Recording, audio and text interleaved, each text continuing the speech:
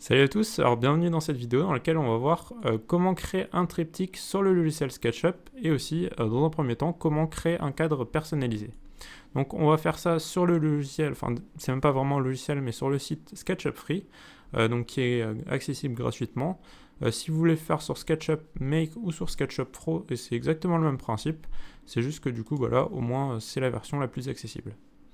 Donc on va cliquer sur les trois petits points dans un premier temps pour importer une image. Ensuite on va aller mon appareil, on reclique sur mon appareil et là vous allez importer l'image que vous avez sélectionnée. Donc on va la importer comme une image et du coup on va la mettre à partir d'un point de base jusqu'à du coup un point max en hauteur. Maintenant on a la possibilité de décaler notre image et aussi de la redimensionner. Donc par exemple, si on veut faire en sorte qu'elle soit plus petite, on peut la rendre plus petite. Si on veut l'agrandir, on peut l'agrandir. Voilà, il y a pas mal de possibilités.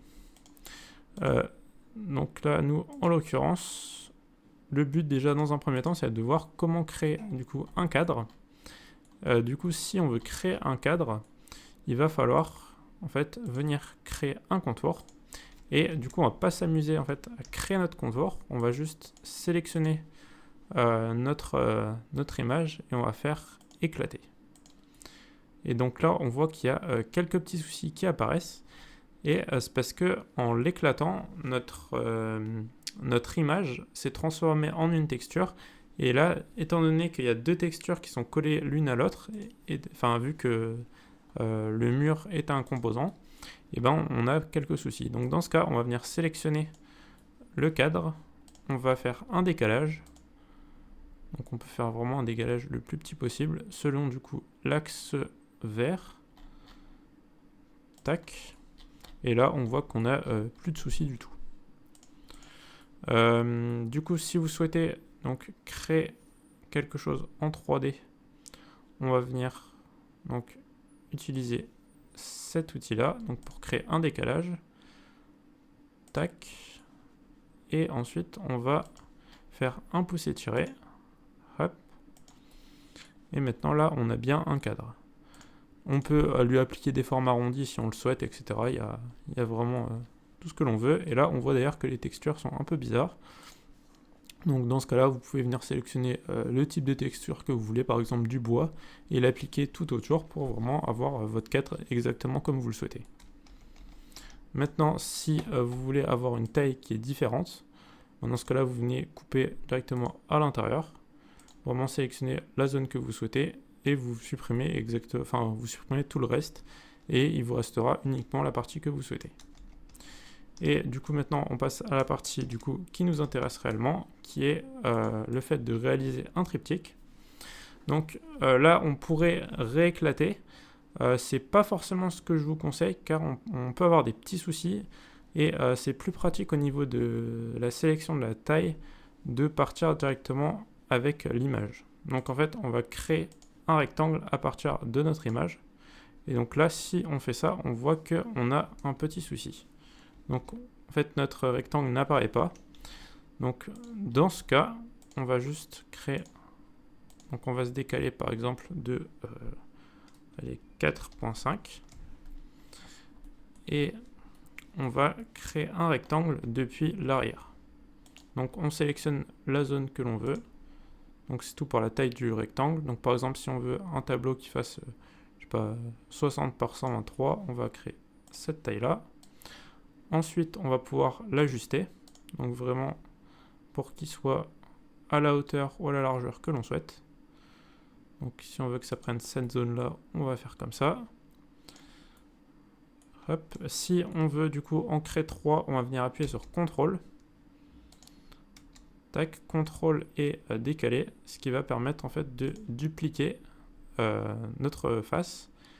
Et donc là, on va faire un décalage de 62 et on va faire x2 sur notre clavier, et ce qui va en faire apparaître un troisième avec le même écart entre les deux.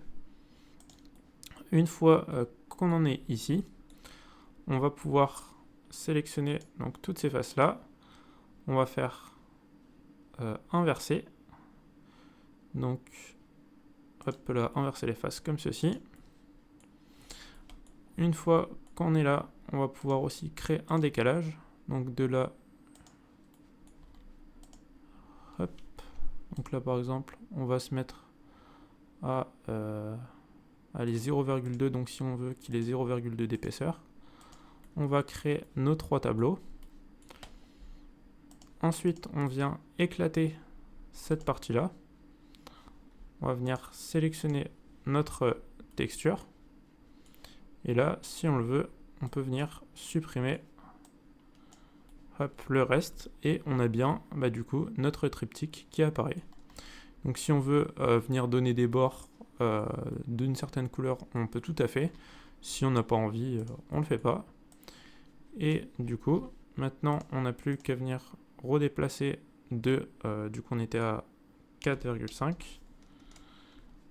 Là, on a juste le même problème que tout à l'heure. Donc, on va créer un décalage de 0,2 pour vraiment venir se mettre à ras. Donc, 0,2 selon l'axe vert. Et là, on a bien notre triptyque qui apparaît. Et vous pouvez le faire du coup avec n'importe quelle image. Si vous voulez des cadres d'une forme différente. Donc, si vous souhaitez par exemple des cadres qui n'ont pas la même taille, donc un au milieu qui soit plus petit. Par exemple, je vais vous montrer juste rapidement un petit exemple. Donc, si on voulait créer par exemple un décalage comme ça, ensuite enlever cette partie-là, on aurait tout à fait la possibilité. Si on veut rapprocher deux cadres ou en éloigner, on a aussi tout à fait la possibilité.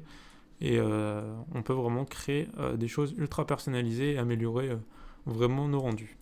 Donc si cette petite vidéo vous a plu, n'hésitez pas à vous abonner puis à mettre un petit like, mettre un petit commentaire aussi si vous avez d'autres idées de choses que vous voulez apprendre par rapport aux créations de cadres personnalisés. Et on se retrouve dans une nouvelle vidéo.